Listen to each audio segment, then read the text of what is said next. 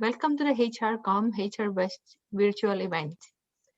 Thank you for joining us for Reinventing the Water Cooler 10 Ideas for Building Trust and Connection in a Virtual Workplace, sponsored by Merit HR.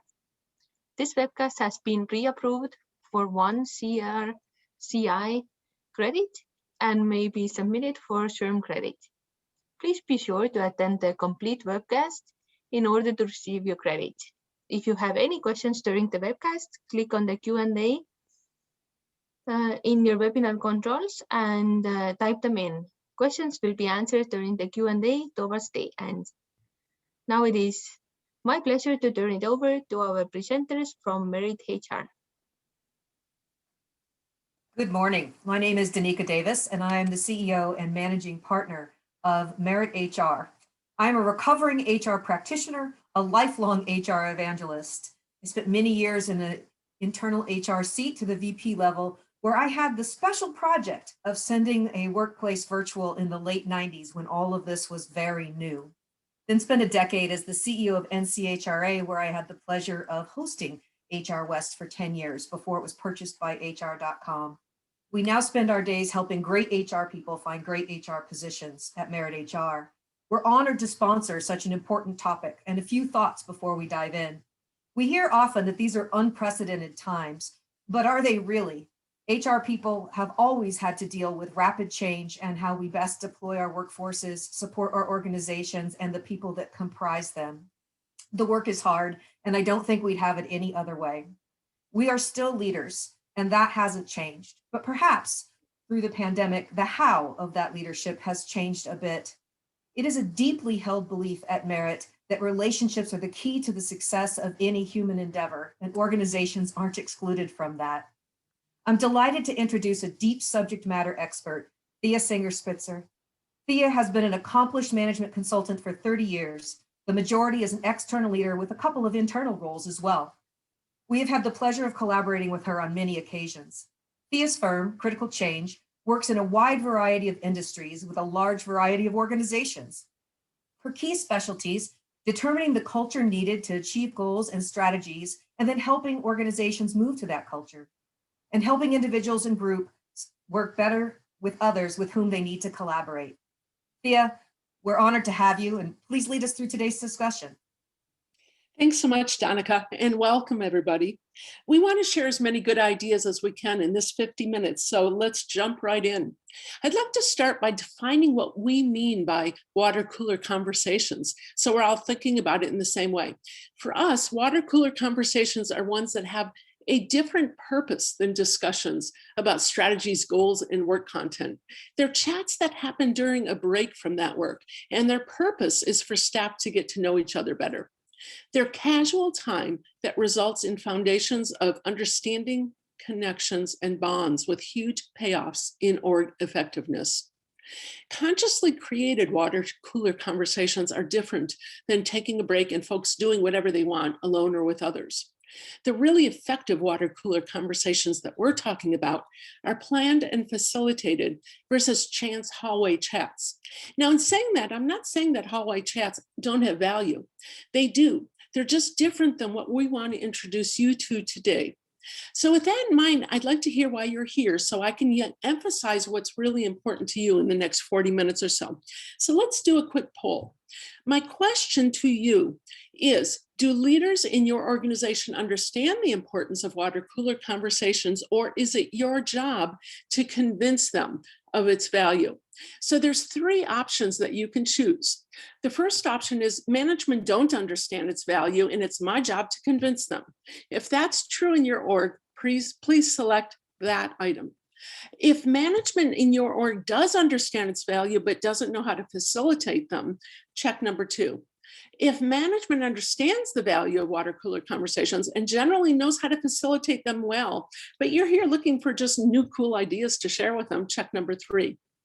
We're going to do a quick tabulation and we're going to emphasize those areas that most of you vote in. So quickly check 1, 2, or 3, and we'll see how you come out here.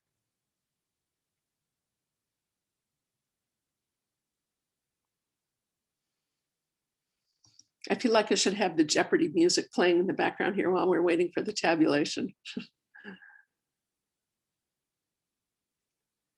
So Lena is going to get us help in a second here so we can see how they tabulate. Okay, they're coming through now. Give it one more minute. Okay, so let's assume this is going to be close to the final tab. So the majority of you are in the second place. Your management does get the value, but they don't necessarily know how to facilitate them. So I'm going to emphasize those parts of my talk even more. Thanks so much. Okay, we're going to turn this sharing off and we're going to go on with our talk. Thanks so much. So for those of you who did check number one and who might not have checked it, but might have some leaders in your organization who really don't yet buy into the value of it, I want to very quickly share 7 reasons that you can share with them as to why it is so important.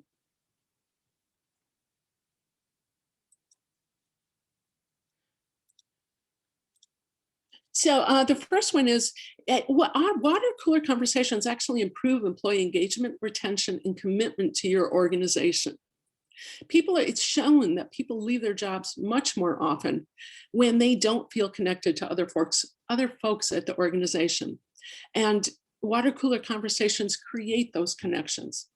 Secondly, water cooler conversations bring your shyer, more reserved, newer staff out of their shells, folks who feel awkward starting casual chats on their own. Thirdly, these water cooler conversations have been shown to result in actual improved productivity. All of us have heard forever that taking a break from our work increases effectiveness, gives our brain a break, and we come back with a refreshed mindset. Water cooler conversations are a structured, highly useful type of break with particular intent and purpose.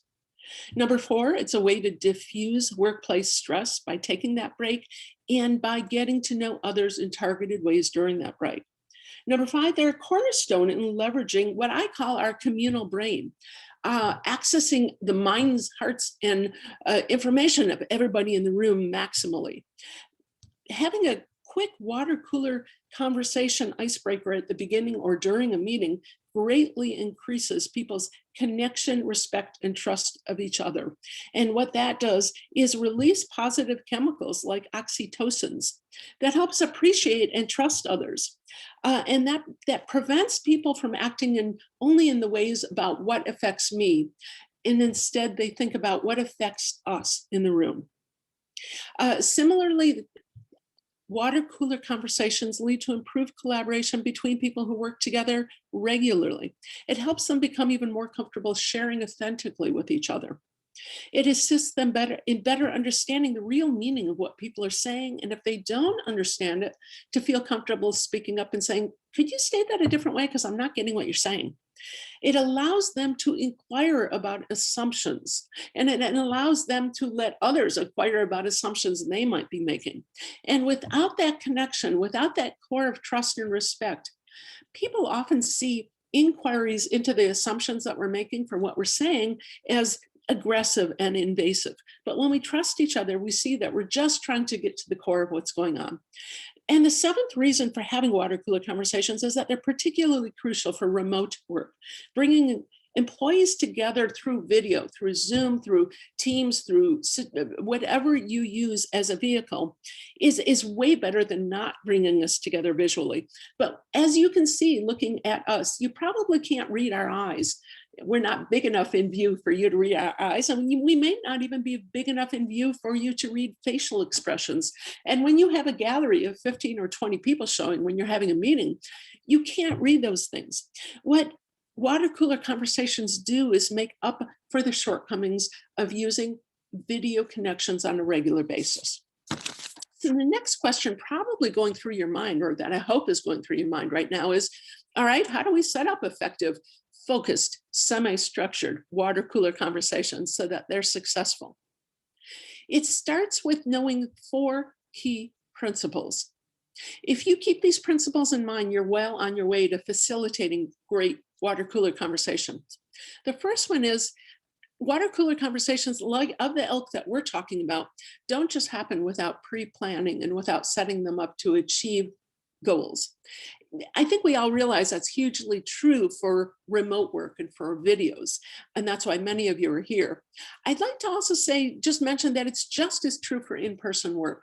And that's something many of us haven't realized yet, that setting up a structure in an informal topic for water cooler conversations to get to the goals that you're trying to reach at a particular time with a particular group makes for much greater success. So the first principle is they don't happen, great ones don't happen without some pre-planning and without facilitation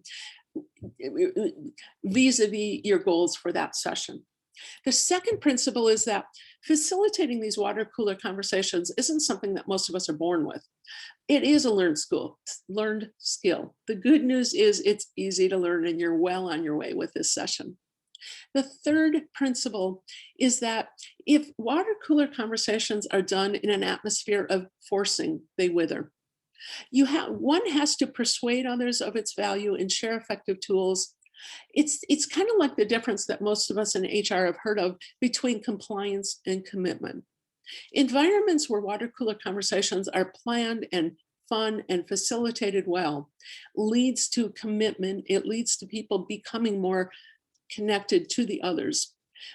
Environments where people feel forced to participate in something and do not feel comfortable doing so makes people resist at best, and at worst, you get cynicism rather than just compliance. And the fourth principle to keep in mind is that water cooler conversations build uses. They take us from stranger, or they take us from distant colleague, and they build in us.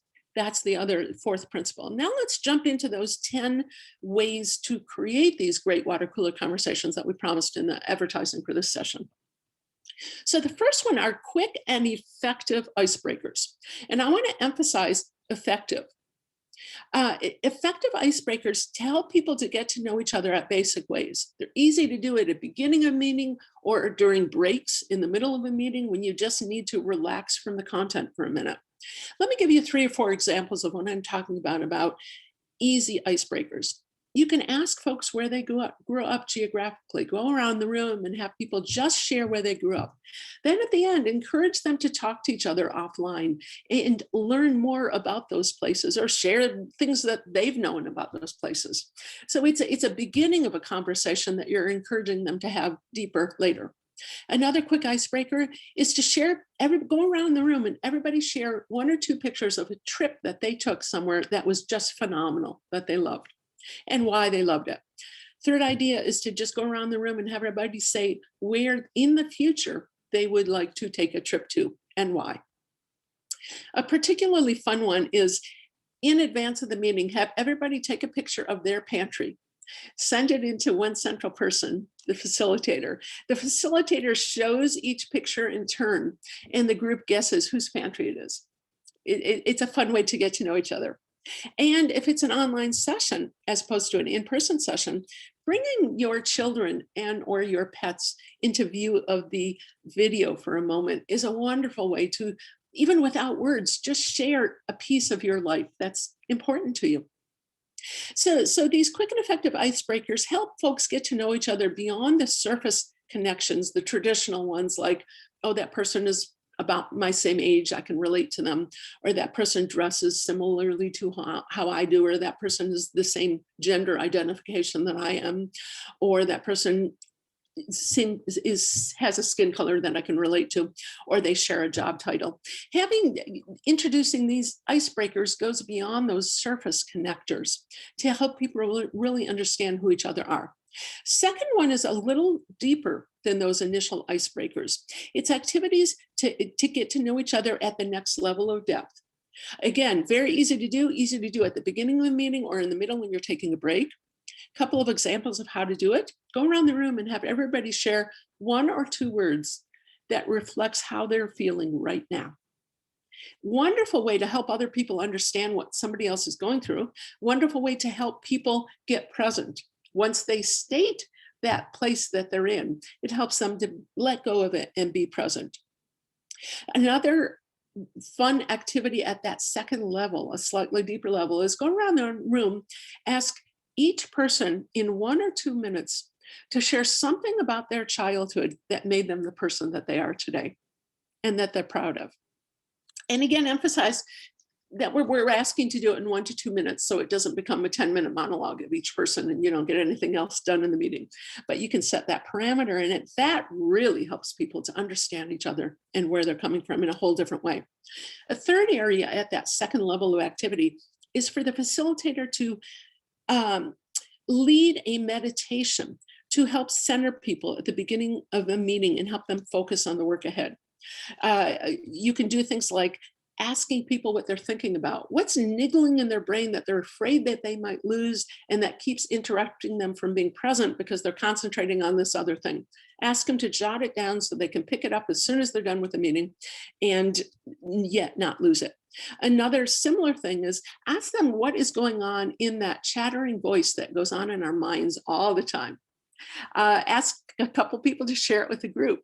And then that allows them to have a good chuckle about the things that are going on in our mind that aren't at all related to the meeting. And again, let go of it so they can be present. So again, what the second level does is it goes a little deeper than those activities of the icebreakers in first level and gets people present and gets them to know each other, gets them more comfortable with each other. A third area for water cooler conversations with semi-structured is semi-structured socializing. And what we mean by that is happy hour, Friday afternoon from 4 to 5.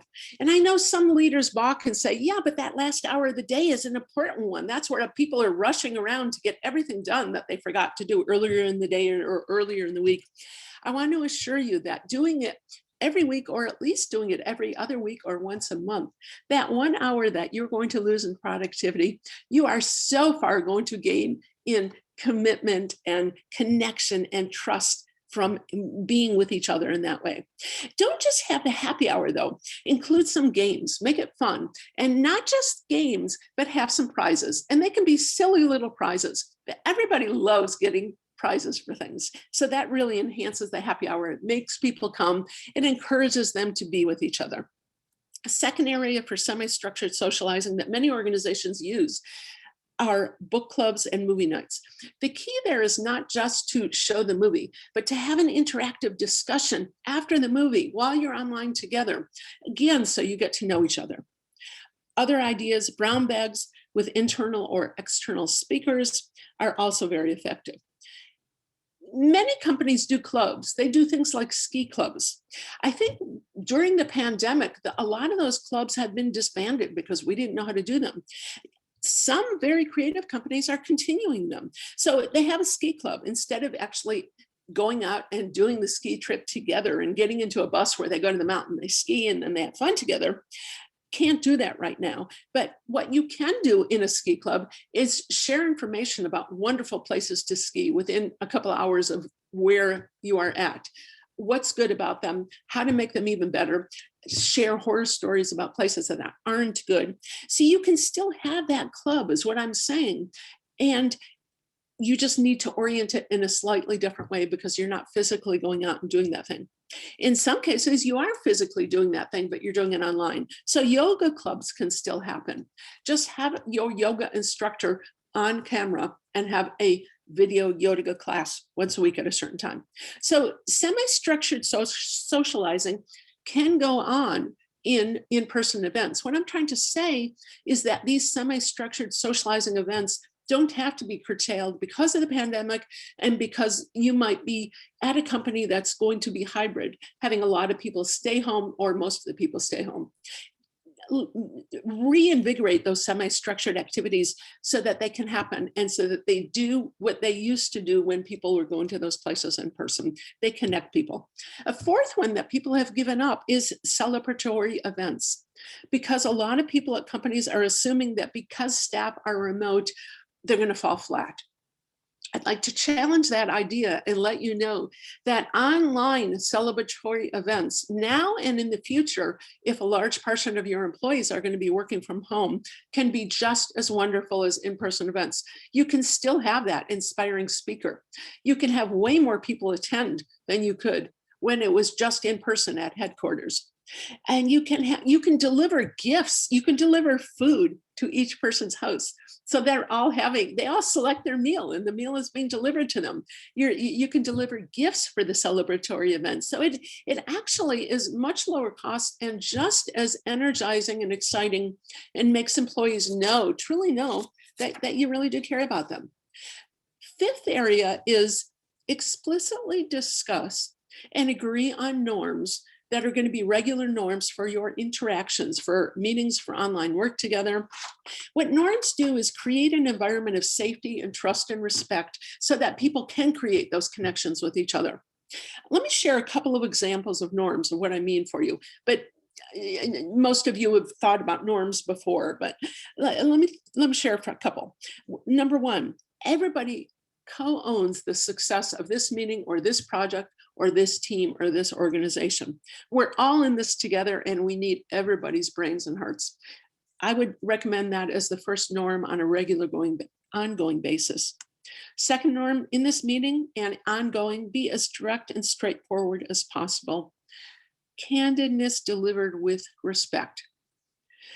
The third area is be open to building new relationships with long-term colleagues, people you've known for a long time, as well as new people.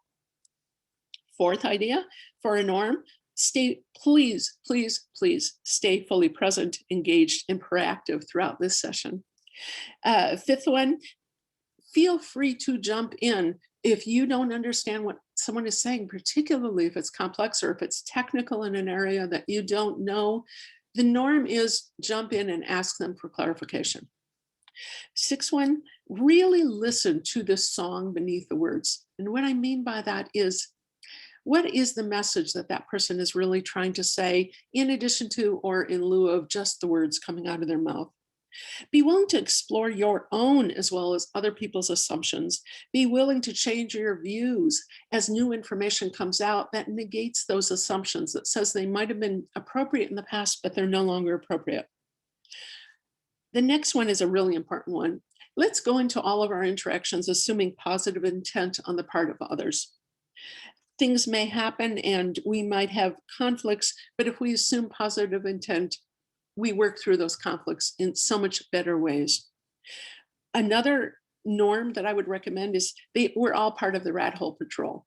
It's not just up to the stated facilitator's role to make sure that we're not taking branches that are getting us too far from the central subject and the central goal at hand. That's all of our roles from now on. And the last one is we all leave an emotional wake from every interaction. What's the wake that you want to leave, and how do you act in ways that will reinforce that wake? So those are just some suggested norms that work very well in an online environment as well as an in-person environment. I guess an additional one online I would suggest is excuse each other for talking over each other. It's much more common in an online environment with the pauses of technology to not exactly know when somebody else is done speaking. So if you have an actual explicit norm that we're going to forgive each other if we accidentally talk over each other, that enables people, particularly the introverts, to jump in better. So that's the fifth idea for water cooler conversations that vastly improve your org effectiveness. Sixth idea, play a game that has broader benefits and that is fun in itself. One typical game that's been used a lot in this last year during the pandemic is called the escape game. Employees are joined in groups. All the teams are shown a live feed of a place they're attempting to escape from. It might be a room with no doors and windows. It might be a wilderness area with seeming no place to get out.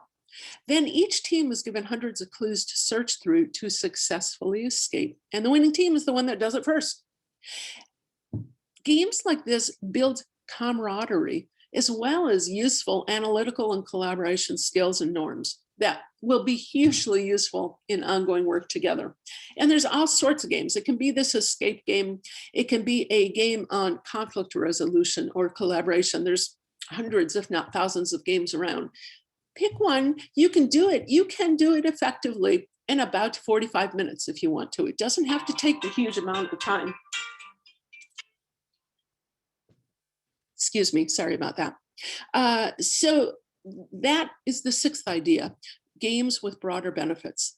The seventh idea is have your team do a styles assessment together and share their types with each other and discuss bumps that often occur between these different types that are typical that occur between these types and what they will do about them in a neutral way if and when they do happen. So the purposes of doing a style assessment together are that we can learn more about ourselves and each other, and that we provide a common language, a taxonomy, so that we can talk about these things in neutral ways, whereas otherwise it's really hard to bring up bumps in the workplace. But if we've done a style assessment and we can see that there's certain conflicts that happen between introverts and extroverts, and we talk about them neutrally, we can diffuse them much quicker and work through them. So a way to do it, pick an assessment. There's a lot of great ones out there. There's Myers-Briggs, there's DISC, there's Insights, many others. Some are self-facilitated, others you need a facilitator who's been certified in that particular style. Have folks take the assessment offline and bring their results to the session. Ask them not to share their particular type results with anyone else until they get there.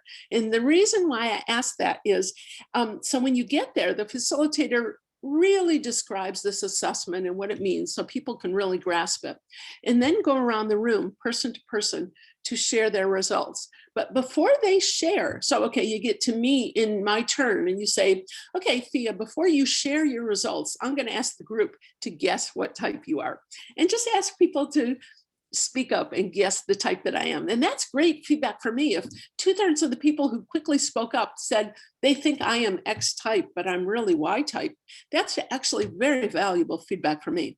So it's a fun activity. It gives people feedback about themselves, and it gives them a taxonomy for talking about things much later. Can't emphasize enough these skills assessments, the value of them. Also along that line, going a little bit deeper in the group, is when teams are starting to work together for the first time on an important project, share a snapshot of each team's culture with each other. You can do this in words. You can do it through a creative skit that people plan in advance that only takes 2 or 3 minutes per group.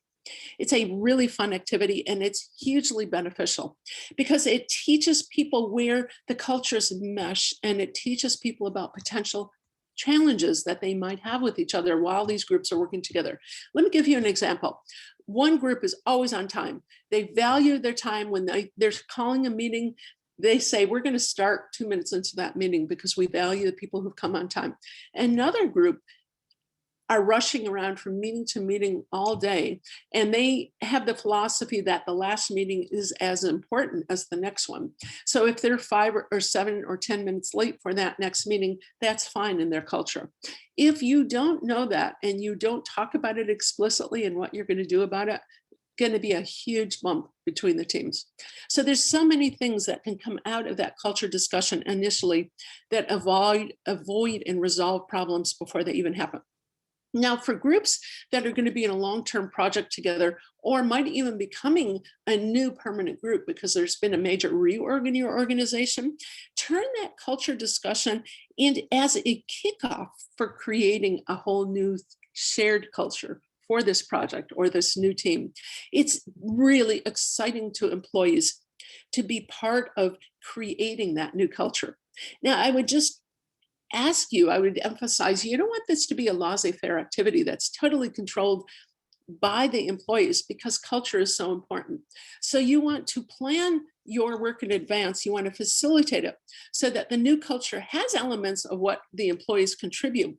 And the new culture also has the elements of what you need to achieve your goals. But sharing cultures with each other, dealing with potential clashes, and dealing with and creating a whole new culture for their work or their permanent group is a phenomenal way to create a connection and ownership of the work ahead.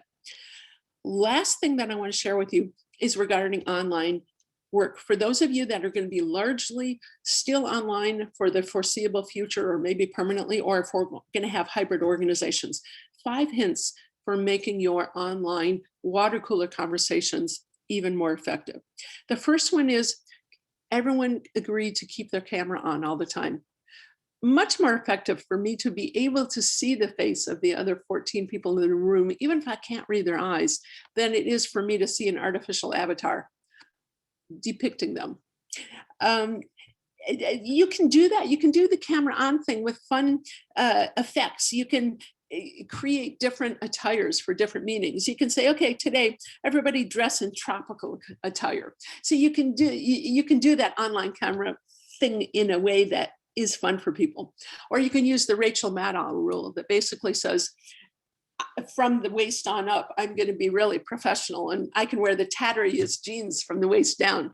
I just need to be looking good from the waist on up. Anyhow, there's fun things that you can do with having the request of camera on all the time to make it worthwhile. Second tip, please keep online meetings to a reasonable length. You can no longer do those 8-hour offsites when you are doing it online. People get video fatigue. It's real, and it hugely decreases effectiveness. So instead of getting together for 8 hours, you might have to do a series of 3.5 to 4 hour meetings. Third clue, if you're in multiple time zones, particularly time zones that are far apart from each other, you have people in the US and you have people in India, for instance, do some of the meetings at times that are at least more amenable to the people in other countries. So I just finished some work with a large company who does have people here and in the Pacific Northwest and in the West Coast. They have people in North Carolina, and they also have people in India. What we did is we had our meetings at 6:30 in the morning. Little bit painful for the US folks, particularly for the US folks on the West Coast, but it really told the people in India that we value them. So instead of getting online for a 3.5 hour meeting that started at 10:30 at night their time, they got to do it at 7:30 at night. Still hard for them because it's outside of normal business hours for a software firm, but it wasn't at 10:30. So stretch your meeting times to really acknowledge people who are in very different time zones. Fourth idea for online, host an open Zoom link or channel at a certain time every week. Sometimes have facilitated discussions and certain known topics. Other times just have them be open, but have a gathering place for people to come to at regular times. And the fifth hint is, please make social bondings like these a regular part of your meetings. You'll see huge organizational effectiveness increases as a result of them. So those are the 10 hints. I'd like to turn it back to you, Danica, for you to kick off sharing a couple of real life ideas of how you've helped to get it to work well. Thank you very much, Thea, and thanks for sharing those tips. I think we only got 9, though. We skipped breakout room activities. So if you'd like to finish up on that, please do. Thank you. So sorry. Breakout rooms for smaller conversations are vital, whether you're in person or whether you're online. And we know we can do them in person. We don't always do them because we think we don't have rooms available in a close enough vicinity of the large meeting, or we don't want to take the time and we're afraid we'll lose people and they'll go off on breaks. But breakout rooms that enable people to get into smaller discussions, even when they're work related, not taking time off for these water cooler conversations, increase the connection that people have for each other. And they're not just in person. They're just as easy to do, actually easier in some cases to do with online meetings. If you're using Zoom, I know Zoom has that feature. I think Microsoft Teams has that feature where you can place people in smaller group meetings for just a short period of work. Some of those meetings enable your staff to self-select. So they pick the teams that they're having that smaller interaction time with. Other ones have the leader or the facilitator select, so we're mixing people up. But do use smaller group outs, particularly like we have hundreds of people attending here today. If we were going to do some work, I would just encourage us to do some breakout rooms. And that's what I'm talking about with that 9th item. Make sure that when you have a large group meeting, that some of the work gets to happen in a group of 10 people. So particularly those people who are introverts, quieter people, new people to the group, feel that they have the space to feel comfortable coming out. Thank you, Danica, for reminding me that I forgot that one. Oh, you're very welcome, Thea. And I do see we have some questions coming in. A reminder to submit them, and we'll try to get to them at the end. Thea had asked me to share a little bit about what we've been doing at Merit HR. And as I mentioned, we we talk to HR people all day, every day, and you'd think as a bunch of HR people, we'd have this completely dialed in when we all went home, and nothing could be further from the truth. We're highly interactive and collaborative. We're recruiters. We talk and interact for a living. And I realized about 3 months into the pandemic, when we all deployed to home, which was very easy for us, we're a small company, and that we weren't making progress. There was a lot of snippy conversation going back and forth. We were relating almost entirely via email instead of what would have happened before, which is just popping in and asking someone a question. And I, as a leader, felt really disconnected from the team. I trusted them that they were doing their work, but I didn't know how they as people were doing.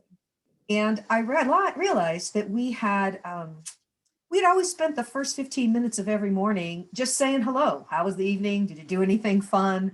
What's on your plate today? Things of that nature. So our intervention was incredibly simple and incorporates many of the tips that Thea just gave us, which is we started with a morning huddle. And I'm sure many of you do the same thing. And that sole purpose of that meeting, the sole purpose of that meeting is to look each other in the eye and make sure we're up for the task for the day. And that was really important to us. I've always felt that that's crucial, that a leader understands, what they're going to ask of someone. And we had a couple of situations where, myself included, it just wasn't up for it that day. So when somebody was asking me something, they hadn't seen me, they hadn't talked to me, sometimes in days, they didn't know where I was. So for example, had I shared the one word on how I'm feeling, or quite honestly, if someone had just seen me, I've never had a private thought, I'm very expressive, they would have known that I wasn't in the mental space in order to take that on. So that's what I mean by the morning huddle.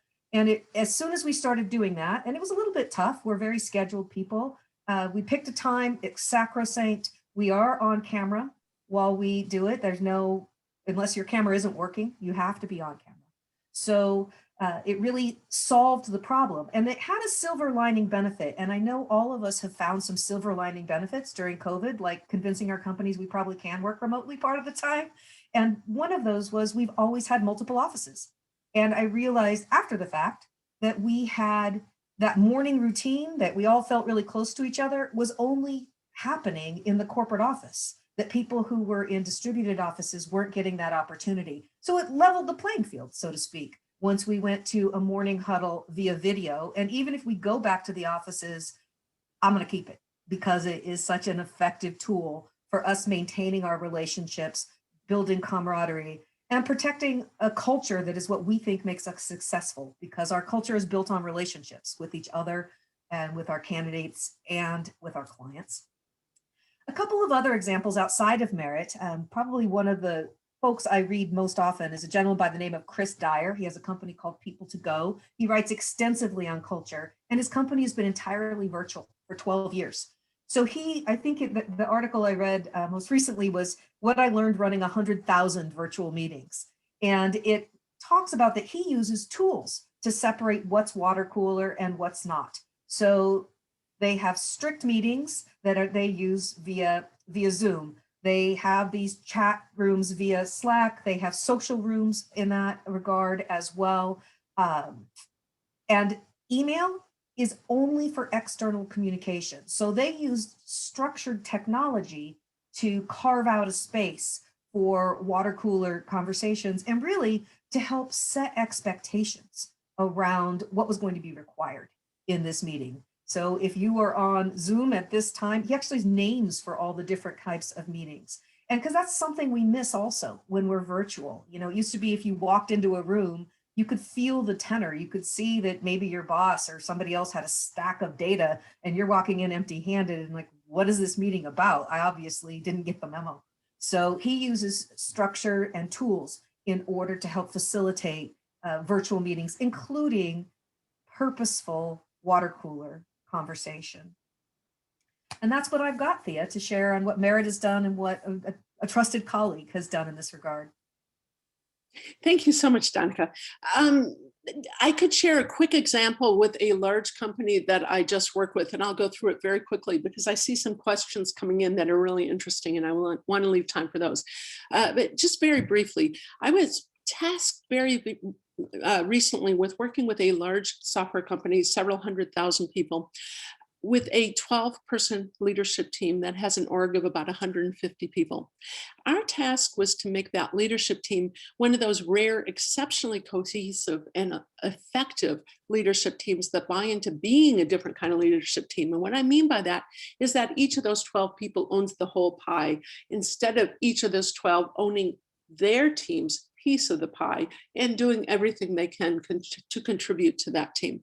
So we had a task that was, some will consider very fun. I consider it very fun, but that some would consider very difficult, even when we're getting together, never mind doing it over Zoom.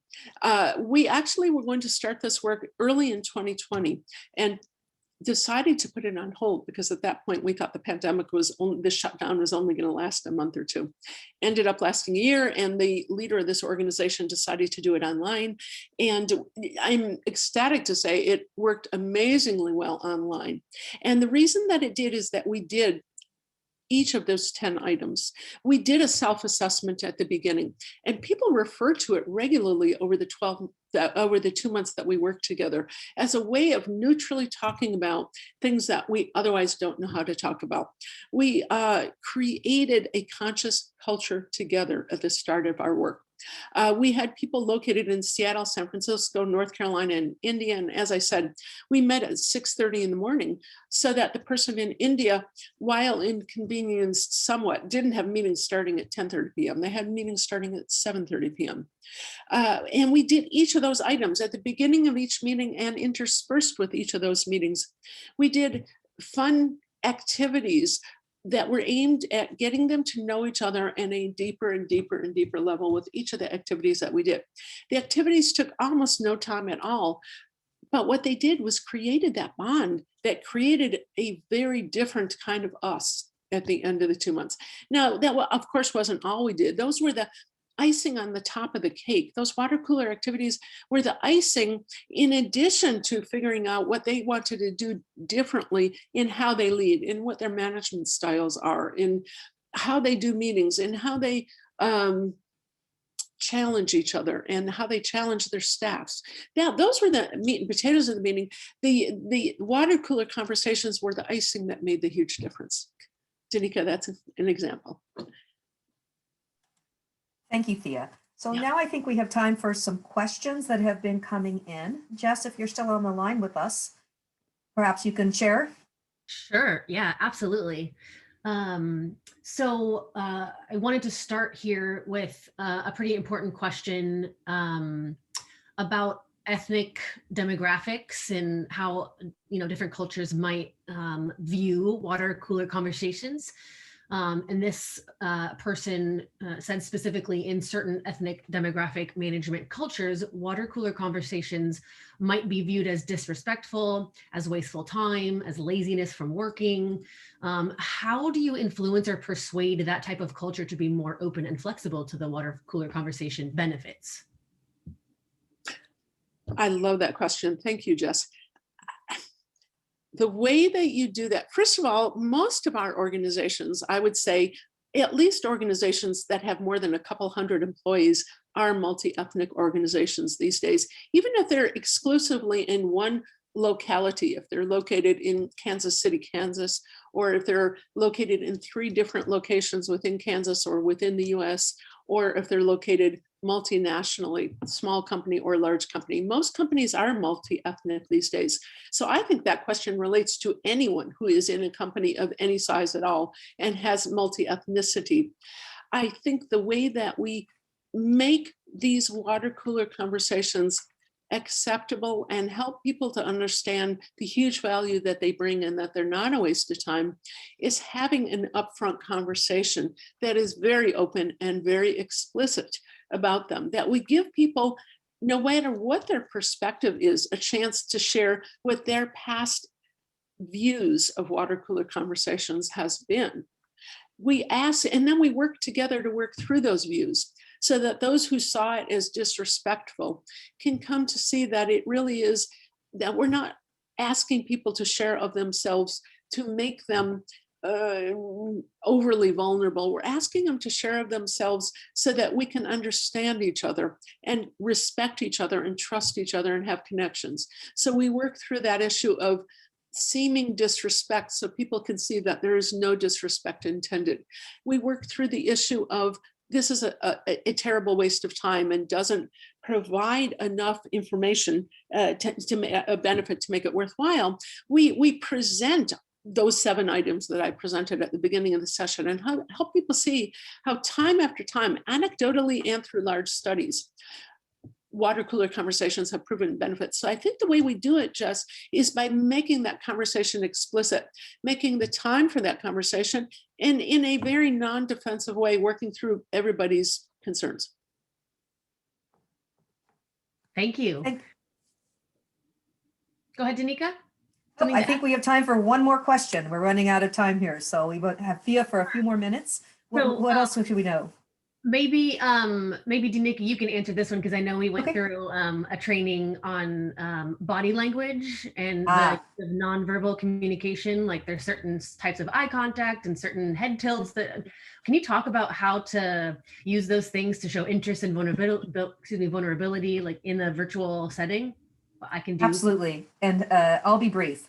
The first one, I'm going to do it right now, is that I need to look at my camera. I need to not look at the person who's speaking, whose picture is coming up. This is very hard to do. But as Thea mentioned earlier, it really is about eye contact. Those of us who wear glasses, I have no idea if you could see my eyes. They're probably mirrors. The second is it builds trust when people see your hands. So back up enough from the camera that people can see your hands and have those hands be more open. The third item is if you're too close to the camera, if I get way up here, it's very threatening to have somebody right in your face all the time. It's one of the reasons for Zoom fatigue. So just being cognizant of some of these types of things. You don't want to appear wooden. You don't want to be a giant face. You want to think about some of your lighting. You do want to allow yourself to have expressions. And on that, I'll say the reason I always leave my picture up in a Zoom meeting is I'm afraid of what I might do if I think that if I can't see myself, that I don't know. And then Thea mentioned the other is to build vulnerability and trust, you have to pay attention. I mean, how many of us are on meetings where if you were in person, somebody wouldn't be on their phone doing email the entire time, but it happens all the time in Zoom. So if it's important enough to call a meeting, even if that meeting is more social in nature, it should be a group norm that you pay attention during that meeting, and that will help build trust in a Zoom environment. Great. So yeah, we are coming up to the top of the hour. So I will send it back to you ladies for some closing remarks. And I do appreciate the questions that were sent in. Thea, any closing thoughts before I say thank you? I would just once again emphasize, regardless of whether you're staying 100% remote, whether you're becoming a hybrid organization, or whether you're going back to work in entirety with your entire workforce, consciously created, semi-structured, focused water cooler conversations can hugely have positive impact for your org effectiveness. That's what I would say, Danica, in responding to that. Thank you, Thea, and thank you for sharing your insights after so many years of helping companies do this in person and virtually. I'd like to thank you all for joining us today. What we've really been talking about is culture, isn't it? So that was important when we were in person. It's important now. To the question of why would we do this? It's a waste of time. It's because it's in the furtherance of relationships. Relationships drive great cultures. Without them, a great culture just can't happen. And businesses with great cultures, we all know, thrive. So we appreciate you joining us today. I hope a few of these tips work for you. Please fill out the surveys when they come from hr.com. Have a great rest of the conference.